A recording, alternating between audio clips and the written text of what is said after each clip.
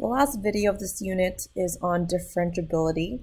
So there's 4 reasons why a function may not be differentiable. That also means that there is no derivative or can't have a derivative at that point. So the first reason is having a corner in the graph. So your absolute value function has a corner, in this case at x equals 2. So we can't have a slope here, we can't even evaluate the slope at that specific point. We can only look at the slope close to those points. So we can maybe see that on this side it's -1 and on this side it's +1, but actually at the point x equals 2, there is no slope that we can calculate there, so it's not differentiable there. In other words, the limit as x approaches 2 from the left side of f prime of x, our slope is -1. And if you look at our right side, it's +1. So in other words, these two are not the same. The slope is not the same on either side of x equals 2. So this function, our absolute value function, is not differentiable. The other reason is having a cusp. So a cusp is kind of like a corner, but on either side your arms are curved. In other words, your slope changes from a -infinity to a positive infinity, or from positive infinity to negative infinity. So in this case, our function is not differentiable at x equals 2. The third part is the point of vertical tangency. So here we have a vertical tangency in here. And if you look through this graph, it kind of looks like it's flatlining. It's almost like it's not a function anymore. This is a problem as well when we're looking at the slope. In other words, the slope goes from infinity to infinity or -infinity to infinity. So it's not differentiable at x equals 2 either here. And the last one is an obvious one, a point of discontinuity. In this case, it's going to be x equals 1. Because we have a discontinuous function, we also cannot find the derivative at exactly x equals 1 either. Again, the left side derivative and the right side derivative would be different.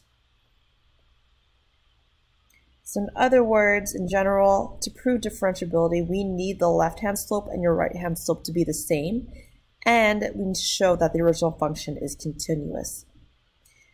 So when you're doing your continuity part, that's exactly like the same thing as the last unit. You need to prove that the left-hand limit and the right-hand limit are the same, and it's also same as f of whatever that point is.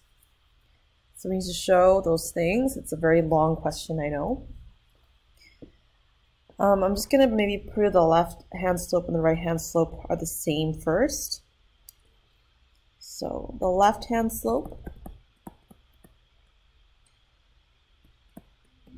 we're going to look when x is smaller than 1. So that would be this one here. This is for x smaller than 1.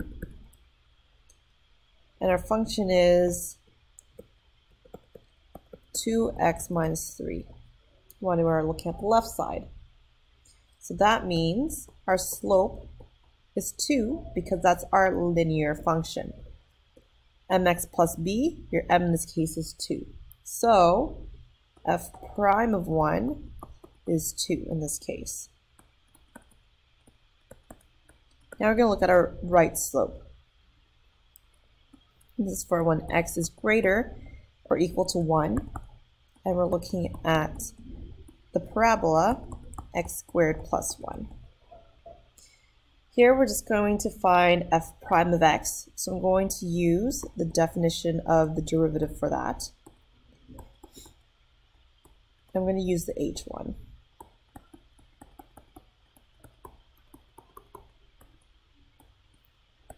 Okay, so I'm going to plug in x plus h into my f of x, which is x plus h squared plus 1 minus x plus, oh sorry, we did the h part here, so it's just going to be x squared plus 1 all over h. We want to expand and then simplify the numerator. So this will be x plus h times x plus h, which is x squared plus 2xh plus h squared. And then this negative will distribute to those two terms. Now I'm going to collect my like terms.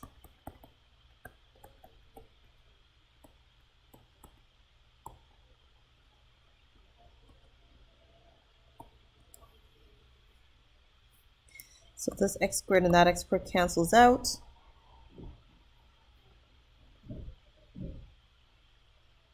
And then this negative 1 is supposed to cancel with that plus 1.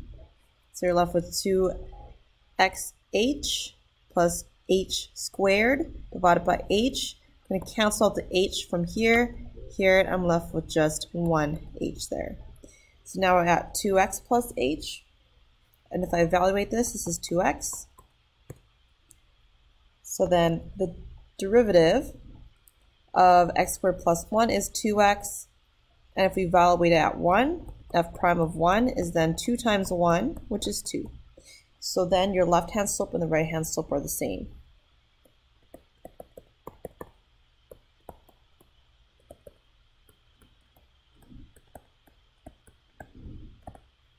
Lastly, we want to prove continuity.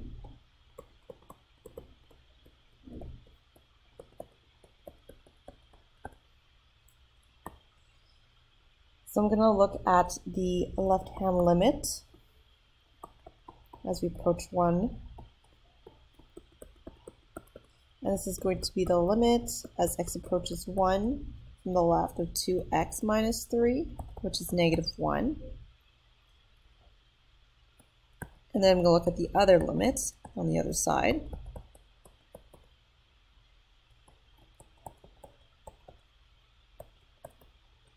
So that's the limit as x approaches 1 from the right side of x squared plus 1.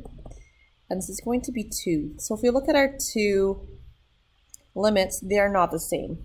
So because they're not the same, it's not continuous, and therefore our function is not differentiable.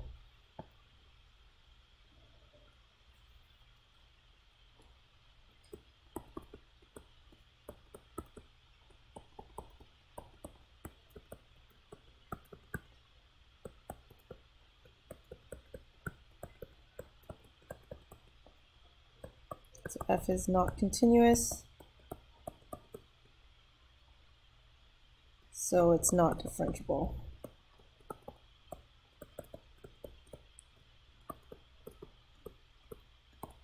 Could you have started with this? Certainly. You could have started with the continuity one, and once you've shown it's not continuous, then you don't even need to prove all this. I just went with the left slope and the right slope first, so I can show you how this can be done. So you just need to find your left slope. If it's a linear one, you can easily find the slope there. If it's just an equation like x squared plus 1, and you need to find the slope at a certain place, you're going to have to find the derivative function first and then evaluate it at that specific point. So I want you to try the next one on your own. We have a absolute value function, and you figure out where f is not differentiable. So you're going to look for the corner in the absolute value function. In this case, is x equals 2, and that means it's not differentiable at that point. We're going to look at example 2. In this case, it tells us to find the numerical derivative. And when we need to find the numerical derivative, we can just use our calculator, graphing calculator, to do that right now until we learn how to find derivatives in an easier way. So we're going to plug this into the graphing calculator. If it's a TI-84 or 83, it's going to be your math function. So the math button. And then you're going to press 8, or in other words, it should say n derive.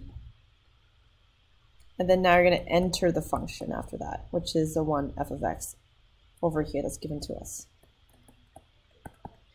So that's d over dx of x cubed minus x plus 1 evaluated at x equals -1. And if you put this into your calculator, it will spit back a 2 out for us. We have an actual number here, so that means our slope is 2 at x equals -1. So f is differentiable at that point.